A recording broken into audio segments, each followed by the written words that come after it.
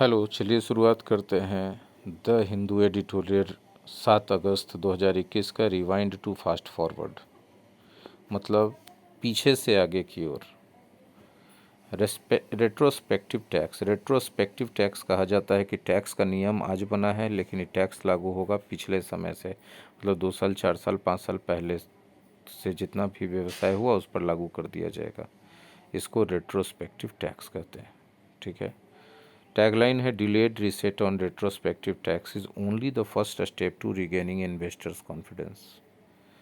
जो delayed reset है retrospective tax पर, यह सिर्फ एक पहला कदम है इन्वेस्टर्स के कॉन्फिडेंस को रिगेन करने के लिए। ठीक है। कहा जा रहा है टॉर्चरस टैक्सेशन टेल, एक दुष्ट टैक्सेशन की कहानी। मतलब टॉर्चरस जो है वो जाहिर सी बात है कि टॉर्चरस है तो बड़ा परेशान करने वाला है। With global telecom major Vodafone 11 billion entry into India is nearing its climax 14 years on. 14 साल से चल रहा था ये टैक्सेशन का टेल। ठीक है। जिस समय भारत में 11 बिलियन के पूंजी के साथ वोडाफोन ने एंट्री किया, अब वो कहानी क्लाइमेक्स पर पहुंच रहा है 14 साल के बाद। With the company having frozen fresh investments for a few years, कंपनी ने फ्रेश इन्वेस्टमेंट्स को फ्रीज कर दिया था कुछ सालों के लिए। And its Indian operations now on the brink of collapse. अब जो है भारत में वोडाफोन का जो बिजनेस है वो कोलैप्स होने के कगार पर है। On Thursday finance minister Nirmala Sitharaman introduce tax law changes. Thursday को फाइनेंस मिनिस्टर ने, जो निर्मला सीतारमन है, उन्होंने टैक्स लॉ चेंजेस इंट्रोड्यूस किया to scrap the retrospective provisions.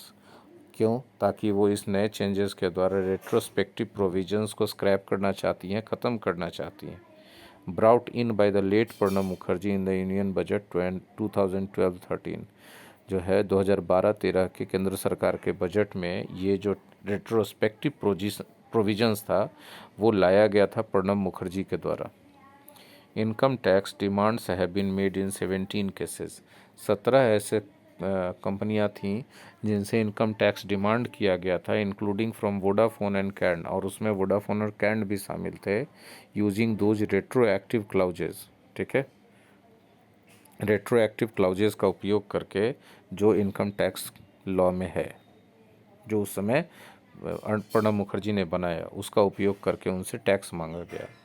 That this government took so long to undo mister Mukherjee's gambit. Mister Mukherjee के gambit यानी scheme को undo करने में सरकार ने काफ़ी लंबा समय ले लिया। After losing A tax pursuit against Vodafone is disappointing. मतलब वोडाफोन के अगेंस्ट जो टैक्स परस्यूट था उसको लूज़ कर दी, सरकार हार गई। और उसके बाद जो इतना लंबा समय ले ली, ये समय लेना इज डिसअपॉइंटिंग, ये बहुत निराशाजनक है। Even before 2014, the BJP had called the retrospective provisions tax terrorism.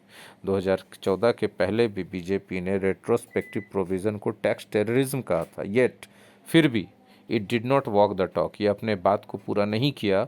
Despite A रीसाउंडिंग parliamentary majority, ये संसद में बहुत ज़बरदस्त मेजॉरिटी के साथ, रीसाउंडिंग मेजॉरिटी यानी ज़बरदस्त मेजॉरिटी के साथ जीत कर आए, लेकिन इन लोगों ने अपनी बात को पूरा नहीं किया। They did not walk the talk, उन लोगों ने अपनी बात को पूरा नहीं किया। ठीक है।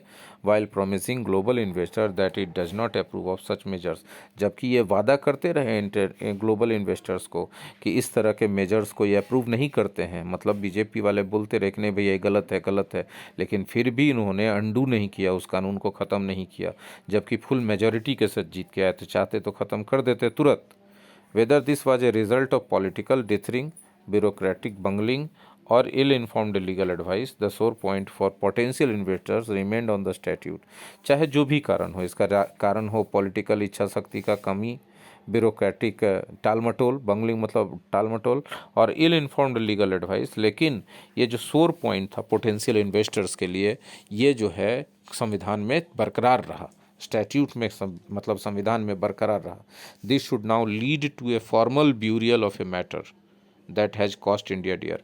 अब इससे ये हो गया है कि इससे एकदम औपचारिक तरीके से इस मैटर को ब्यूरियल करना है, गाड़ देना है, दबा देना है, वह मैटर जिसने भारत को काफ़ी महंगा पड़ा, जो मैटर महंगा पड़ा इमेज के रूप में भी। इन कैंस के मामले में the tax department began action in January 2014। Tax department में 2014 में जनवरी में एक्शन शुरू किया, but the assessment orders were passed, लेकिन असेसमेंट का ऑर्डर पास कर दिया गया टैक्स डिपार्टमेंट के द्वारा कि कैंड का जो है, जो भी है उसका मूल्यांकन किया जाए कि टैक्स इसका सही है कि नहीं।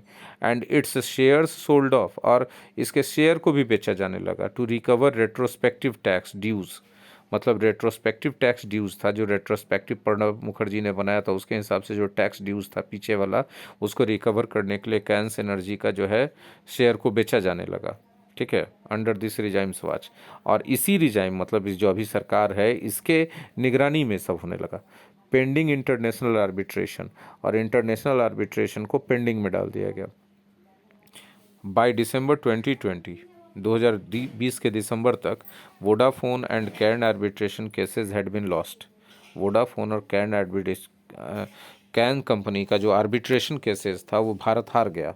एंड इन्वेस्टर्स होप, और इन्वेस्टर्स को ऐसा उम्मीद जगा कि government would abide by the legal process, कि इस कानूनी कार्यविधि का, इस लीगल प्रोसेस का बहुत दृढ़ता से पालन सरकार करेगी। एंड क्लोज दिस सॉर्डेड चैप्टर, इस चैप्टर को ख़त्म कर देगी। मतलब अब टैक्स उनको पीछे वाला जाके नहीं देना पड़ेगा।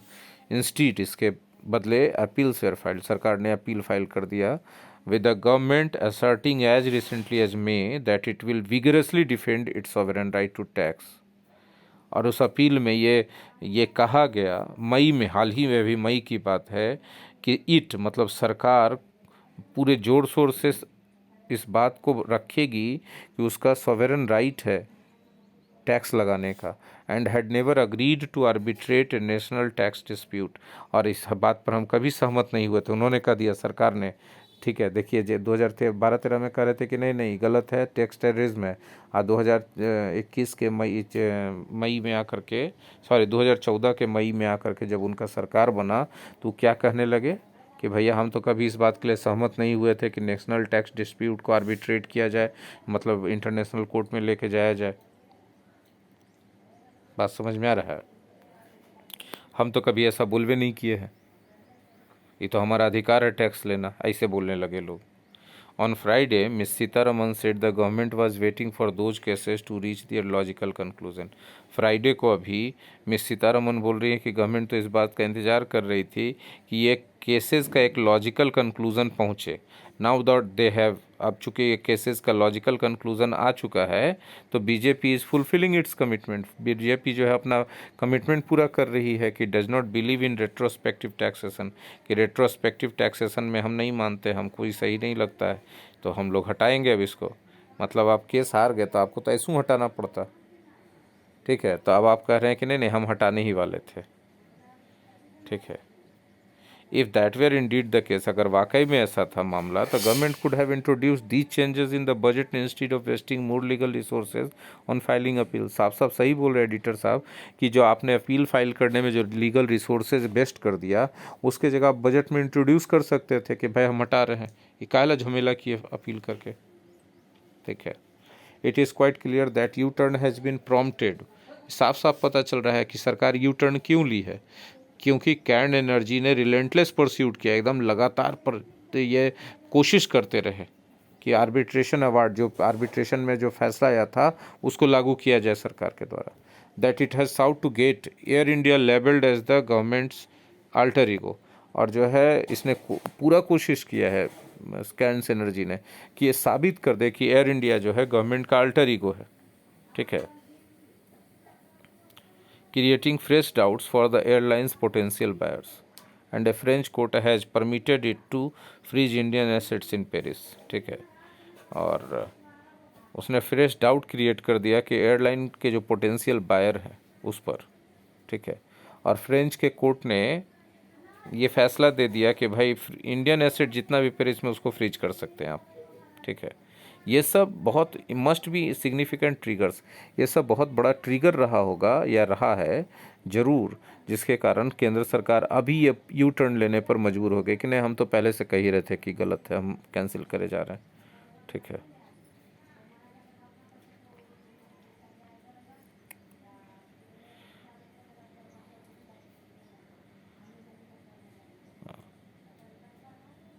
आगे देखते हैं, whether Cairn will back down from those claims और forfeit the interest and damages as offered by the government to close the chapter will likely depend on its institutional shareholders। देखिए अब कैंड एनर्जी क्या करेगी, अपने दावों से पीछे हट जाएगी या डैमेजेस और इंटरेस्ट को फोरफिट कर देगी, क्योंकि अब गवर्नमेंट के द्वारा ऑफ़र किया गया कि चैप्टर को क्लोज़ कर दिया इंडियन गवर्नमेंट के द्वारा। ये डिपेंड करता है कि वो क्या करेगी इस बात पर कि उनका इंस्टीट्यूशनल शेयर होल्डर्स क्या चाहते हैं।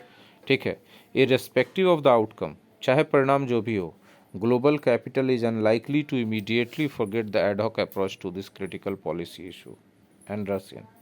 ठीक है, ग्लोबल कैपिटल मतलब जो बड़े बड़े इन्वेस्टर्स हैं दुनिया के, इस बात की संभावना नहीं है कि वो जल्दी ही इस सब अप्रोच को भूल जाएंगे, एडहॉक अप्रोच को और इस क्रिटिकल पॉलिसी इशू को, और वो जल्दी से रश इन नहीं करने वाले हैं, मतलब भारत में आकर के तुरंत इन्वेस्टमेंट स्टार्ट करने वाले नहीं हैं।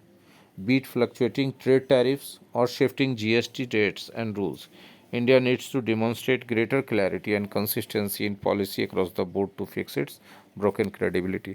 भारत को अपना broken credibility को फिक्स करने के लिए बहुत सारी चीज़ों में अब सुधार करना पड़ेगा। जैसे यहाँ का ट्रेड टैरिफ फ्लक्चुएट कर रहा है बार बार, GST रेट्स शिफ्ट हो रहा है, रूल्स भी शिफ्ट हो रहे हैं बार बार, है ना।